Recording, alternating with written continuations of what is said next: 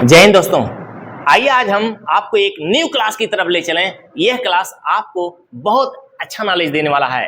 तो आइए आज क्या प्रयोग पढ़ेंगे हम? आज हम प्रयोग पढ़ेंगे shall be and will be. Shall be and will be यह बहुत इंपॉर्टेंट होता है और इसको जानना भी बहुत जरूरी है। तो आइए हम इसके एक एक कंसेप्ट को बताते चलें और आप इसको पढ़ते चलिए और मजे में समझते चलिए। आइए अब हम शैल बी और विल बी का प्रयोग कैसे करेंगे? बच्चे कंफ्यूज हो जाते हैं, बिल लगाएं कि सेल लगाएं। सवाल यह नहीं है, सवाल इसके कंसेप्ट को समझना है। तो आइए हम पहचान को देखिए। हमारे सामने पहचान क्या है? पहचान 1, जो कि समझना जरूरी है क्योंकि समझे रहेंगे तभी तो हल करेंगे। क्या है? इस टेंस के हिंदी वाक्यों के अंत में, ध्यान देना, हिंदी वाक्य के अंत में क्या आता है? कैसे जानेंगे कि बिल लगेगा, सेल लगेगा? होगा, होगी, होंगे, होंगा आदि शब्द आते हैं। यानी अगर बात करें शैल बी और विल बी के लिए तो इसके पहचान में क्या आएगा? हिंदी वाक्य के अंत में होगा, होगी, होंगे, होंगा आदि शब्द आते हैं। अगर हम दूसरी पहचान देखें तो आई और वी, ध्यान से देखिए, आई और वी के साथ क्या लगाएंगे? आई और वी के साथ प्रायः शैल बी का प्रयोग होता है। शैल बी समझ रहे होंगे। आई और बी का मतलब क्या हुआ? आई और बी का मतलब हुआ फर्स्ट पर्सन का प्रोनाउन।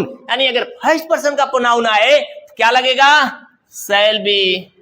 आगे देखिए, तथा अन्य सभी सब्जेक्ट यानी कर्ता के साथ क्या लगेगा? Will be. क्लियर? यानी फर्स्ट पर्सन का प्रोनाउन है तो इसके साथ हम क्या लगाएंगे? फर्स्ट पर्सन का प्रोनाउन आएगा तो हम लगाएंगे शैल बी। और सेकेंड पर्सन का प्रोनाउन और थर्ड पर्सन का प्रोनाउन आएगा तो हम क्या लगाएंगे? Will be. यह हमें दिमाग में रखना है। अब आइए हम इसके अफर्मेटिव सेंटेंस को देखें। अफर्मेटिव सेंटेंस को कैसे हल करते हैं? आइए हम देखते हैं पहले सेंटेंस को। पहले सेंटेंस को देखने से पहले हम क्या देखेंगे? रूल। रूल का मतलब होता है स्ट्रक्चर। स्ट्रक्चर देखेंगे कैसे बनेगा और ये जानना जरूरी है कैसे बनेगा। तो पहले हमें सब्जेक्ट रखना होगा। क्या रखना होगा? सब्जेक्ट। सब्जेक्ट के बाद शैल बी, विल बी, जो सब्जेक्ट के अनुसार डिमांड होगी वह हम लगाएंगे। उसके बाद ऑब्जेक्ट लिख देंगे। तो आइए हम पहला सेंटेंस हमारे सामने है, यहां पे देखें, हम कानपुर में होंगे। सिंपल सा सेंटेंस, एकदम इजी, आसान सा सब्जेक्ट सेंटेंस आया, उसे हल करते हैं। हम कानपुर में होंगे। हम की इंग्लिश लिख लीजिए वी। अब देखिए फर्स्ट पर्सन का प्रोनाउन है वी। अब वी के साथ क्या लगाएंगे? Shall be. क्या लगाएंगे? Shall be. क्योंकि होंगे की इंग्लिश क्या होगी? Shall be. We shall be. We shall be यानी हम होंगे। कहां होंगे भाई? कानपुर में होंगे। तो लिख दीजिए इन कानपुर। इन कानपुर। अब देखिए सेंटेंस बन गया, we shall be in Kanpur. Easily बना। अगले सेंटेंस की तरफ बढ़िए। इसको देखिए, तुम्हारी गाय स्वस्थ होगी। तुम्हारी गाय स्वस्थ होगी। अब तुम्हारी गाय की इंग्लिश क्या होगी? अब तुम्हारी गाय की इंग्लिश लिखिए योर काऊ। योर काऊ आपने लिख लिया, सब्जेक्ट आपने लिख लिया। अब सब्जेक्ट लिख लिया, उसके बाद होगी। होगी कि क्या लिखेंगे? अब यहां देखिए यह थर्ड पर्सन का प्रोनाउन है। थर्ड पर्सन के प्रोनाउन के साथ क्या लगाएंगे? हम लगाएंगे विल बी। क्या लगाएंगे? Will be. Your cow will be. अब यहां पे देखिए तुम्हारी गाय होगी, इतना तो बन गया। अब होगा स्वस्थ। क्या? स्वस्थ। स्वस्थ की इंग्लिश क्या होती है? हेल्दी। क्या होती है? हेल्दी। हेल्दी मीन्स क्या होता है? स्वस्थ। Your cow will be healthy. अब देखिए एक सेंटेंस यहां पर है, वह एक अच्छा अभिनेता होगा। वह एक अच्छा अभिनेता होगा। अब वह की इंग्लिश लिखिए पहले। वह की इंग्लिश क्या होगी? ही। अब ही है, थर्ड पर्सन का प्रोनाउन ए बी है, इसके साथ होगा की इंग्लिश क्या होगी? होगा की इंग्लिश होगी विल बी। क्या होगी? Will be. He will be. अब ही विल बी यानी वह होगा। क्या होगा? अब यहां से यहां तक उतार दीजिए, एक अच्छा अभिनेता। क्या हो जाएगा? A good actor. Actor means क्या होता है? अभिनेता। He will be a good actor. वह एक अच्छा अभिनेता होगा। अब देखिए कितने आसानी से आपने हल किया। तो इसी तरह से छोटे छोटे वाक्यों को आप हल करेंगे तभी तो आगे बढ़ेंगे। और हल करना भी जरूरी है और आगे बढ़ना भी जरूरी है। तो आइए हम आगे बढ़े और इस सेंटेंस को देखें। आप एक अच्छे खिलाड़ी होंगे। आपकी इंग्लिश लिख दीजिए। आपकी इंग्लिश क्या होती है? यू मीन्स आप या आप लोग। यू आपने लिख लिया। यू आपका सेकंड पर्सन का प्रोनाउन है। सेकंड पर्सन का प्रोनाउन तो उसके साथ भी क्या लगेगा? Will be. यू अब होंगे की इंग्लिश क्या होगी? You will be. You will be क्या? एक अच्छे खिलाड़ी।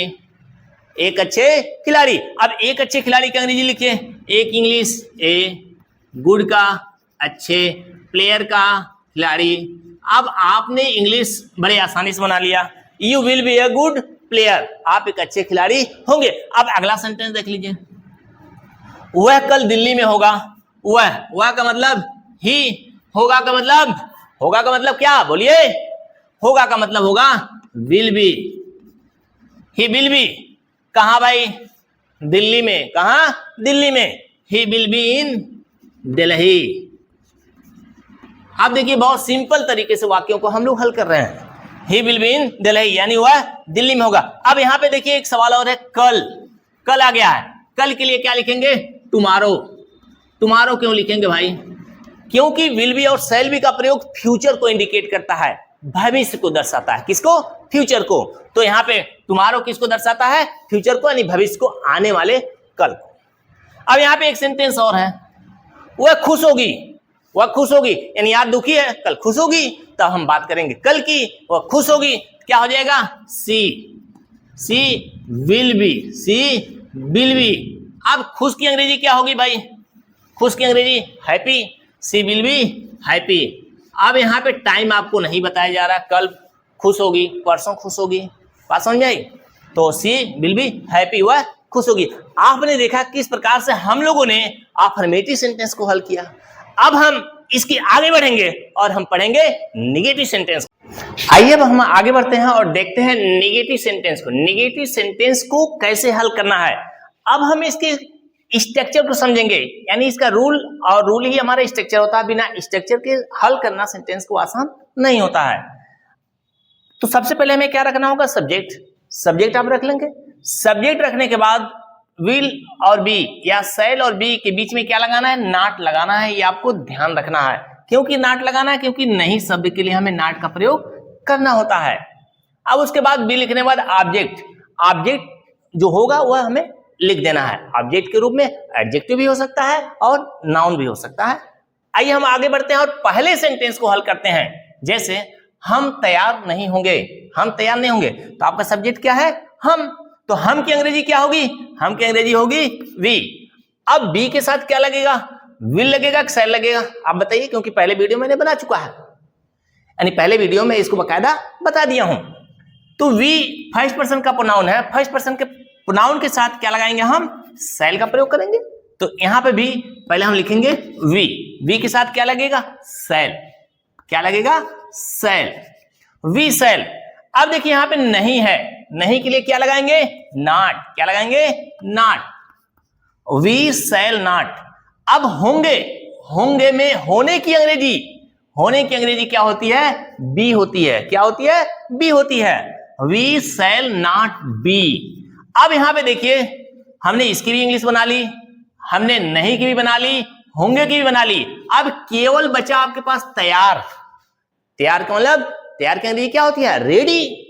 We shall not be ready लिख दीजिए। अब रेडी लिख दिएंगे तो आपका वाक्य भी रेडी हो जाएगा, यानी रेडी मीन्स तैयार, यानी आपका सेंटेंस बनकर हो गया रेडी यानी तैयार। We shall not be ready. अब हम बढ़ेंगे नेक्स्ट सेंटेंस की तरफ। वह महान नहीं होगा। वह महान नहीं होगा। वह की अंग्रेजी क्या होती है? ही। अब ही देखिए थर्ड पर्सन का प्रोनाउन है, यानी ही के साथ क्या लगेगा? Will not be. नहीं है, क्या लगेगा? Will not be. He will not be. अब देखिए एक वर्ड है केवल जो कि ऑब्जेक्ट के रूप में आया लिखना आपको। क्या? महान। महान की अंग्रेजी क्या होती है? ग्रेट। ग्रेट मीन्स क्या होता है? महान। अब इन नेक्स्ट सेंटेंस को देखिए। मोहन भूखा नहीं होगा। मोहन भूखा नहीं होगा। तो मोहन क्या है? आपका सब्जेक्ट है। आपने सब्जेक्ट लिख लिया मोहन। अब नहीं होगा, नहीं होगा का अंग्रेजी लिखिए, नहीं होगा। तो मोहन भी थर्ड पर्सन का प्रोनाउन है, इसके साथ क्या लगेगा? Will not be. क्या लगेगा? Will not be. Mohan will not be. Mohan will not be क्या? भूखा। भूखा के अंग्रेजी बताइए। हंग्री। हंग्री मीन्स क्या होता है? भूखा। हंग्री मीन्स क्या होता है? भूखा। Mohan will not be hungry. अब देखिए नेक्स्ट सेंटेंस, वे किसान नहीं होंगे। वे किसान नहीं होंगे। वे की इंग्लिश क्या होती है? दे। आपने सब्जेक्ट लिख लिया, सब्जेक्ट लिख लिया तो आप लिखेंगे नहीं होंगे। क्या? नहीं होंगे। नहीं होंगे का अंग्रेजी यहां पे देखिए सब्जेक्ट के रूप में दे है, दे के साथ विल नॉट भी लगेगा, तो विल नॉट लगा लीजिए। They will not be. They will not be. अब यहां पे क्या? वे क्या नहीं होंगे? किसान। They will not be farmers. क्या? फार्मर्स। क्योंकि दे बहुवचन है इसलिए फार्मर्स हमें लगाना पड़ेगा। They will not be farmers. अब देखिए यहां पे क्या है, एक सेंटेंस और, बच्चे उपस्थित नहीं होंगे। बच्चे उपस्थित नहीं होंगे। इस सेंटेंस को हम आपके लिए छोड़ते हैं, आप इसका रिप्लाई कमेंट बॉक्स में देंगे, इसका आंसर लिखकर। आइए अब देखते हैं इंट्रोगेटिव सेंटेंस को। अब आप देख सकते हैं कि इंट्रोगेटिव सेंटेंस यानी जो विल बी और शैल बी पे आधारित जो सेंटेंस होते हैं, वाक्य होते हैं जो हिंदी में आते हैं और हम बनाने में कंफ्यूज हो जाते हैं, नहीं बना पाते हैं, उनको आइए देखते हैं अब इंट्रोगेटिव में कैसे हल करना है। हालांकि बहुत ही इजी है और आपको समझा भी रहे हैं कि आप इसी तरह इजीली प्रैक्टिस भी करिएगा। अब प्रैक्टिस करने की मैं अलग से वीडियो लाऊंगा और जोरदार प्रैक्टिस कराऊंगा, आपको इंग्लिश सिखा के रहूंगा। तो आइए हम देखते हैं इंट्रोगेटिव सेंटेंस को कैसे हल करते हैं। पहले स्ट्रक्चर देखिए, विल और शैल दोनों में से जो आवश्यक होगा लगाएंगे, सब्जेक्ट के अनुसार यह होगा।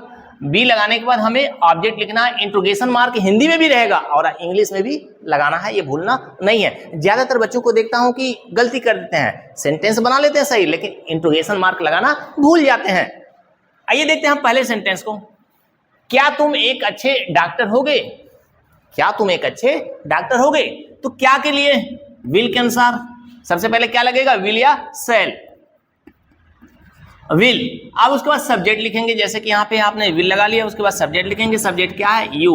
विल यू हो गए। अब यहाँ पे गे की अंग्रेजी तो बन गई विल, लेकिन होने की अंग्रेजी, होने की अंग्रेजी आपको पता होना, होने की अंग्रेजी क्या होती है? बी। बी मीन्स क्या होता है? बी मीन्स होता है होना। Will you be. अब यहां बी लगा देंगे, विल आपने लगा दिया, सब्जेक्ट लगा दिया, उसके बाद आपने बी लगा दिया।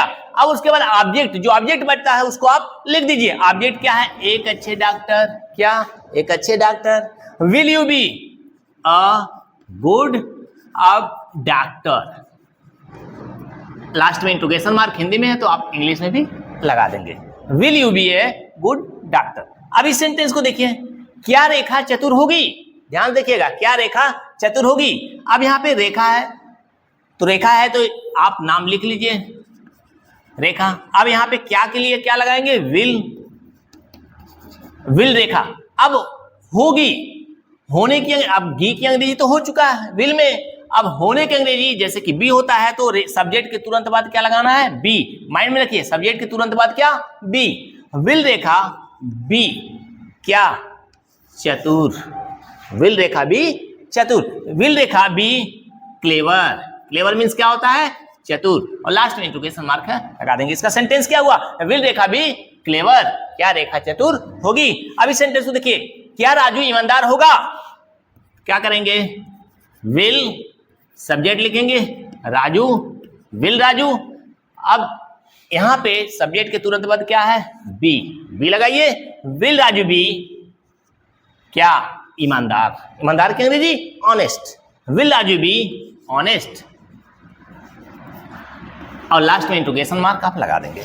इस सेंटेंस को देखिए, क्या वे नेता नहीं होंगे? क्या वे नेता नहीं होंगे? अब ध्यान देखिए, हम नहीं शब्द भी मैं ला दिया हूं, यानी इंट्रोगेटिव निगेटिव सेंटेंस को भी इसमें मैंने इंक्लूड कर दिया है। अब इंट्रोगेटिव और निगेटिव सेंटेंस आएंगे तो क्या करेंगे? बी और सब्जेक्ट के बीच में क्या करेंगे? हम नॉट लगा देंगे। क्या करेंगे? नॉट लगा देंगे। बस इतना करना है, बाकी सब वही रहना है। चलिए इसको करके देखते हैं। क्या वे नेता नहीं होंगे? क्या हो जाएगा? Will they. अब देखिए यहां पे नहीं आ गया तो सब्जेक्ट के तुरंत बाद क्या लगाना है, नॉट। बच्चे गलती कर देते हैं, नहीं लगाते हैं, इधर उधर कर देते हैं, तो आपको ऐसा नहीं करना, आपको समझ के चलना है कि मिस्टेक न हो। विल दे नॉट, अब उसके बाद क्या करना है, बी लगा देना है, यानी नॉट आपने यहां लगा लिया, उसके बाद बी लगा लिया। विल दे नॉट बी, अब यहां पे देखिए क्या है आपका ऑब्जेक्ट, नेता। अब दे बहुवचन है तो लीडर का लीडर्स करेंगे, will they not be leaders. अब इस तरह से हमने कर लिया। अब देखिए एक सेंटेंस है, क्या रूबी लंबी नहीं होगी। इस सेंटेंस को देखिए, क्या रूबी लंबी नहीं होगी, यह भी इंट्रोगेटिव नेगेटिव वाला सेंटेंस है, लेकिन इसको मैं नहीं हल करूंगा, ये आपके लिए छोड़ता हूं। आपको भी तो जज करना अपने आप को, सही है कि गलत। आप इसका आंसर लिखिए कमेंट बॉक्स में, मैं आपको रिप्लाई दूंगा आपका सही है कि गलत है। तो मैं आशा करता हूं मेरे प्यारे बच्चों, जो भी मैंने पढ़ाया आपको समझ में आई होगी, और ये वीडियो मैं बहुत सरलता से आपके लिए बनाया कि आप आसानी से इसे नोट बनाएं और उसको पढ़ें और मनन करें और प्रैक्टिस भी करें, अन्य नए नए वाक्य अपने स्वयं डेवलप करें और उसको हल करें। इस तरह से मेरे प्यारे बच्चों, आज की मेरी छोटी सी क्लास जो कि इंग्लिश पर आधारित थी, विल बी और शैल बी के प्रयोग पर थी, समाप्त होती है। फिर मिलते हैं आपसे नेक्स्ट वीडियो में। Thanks for watching.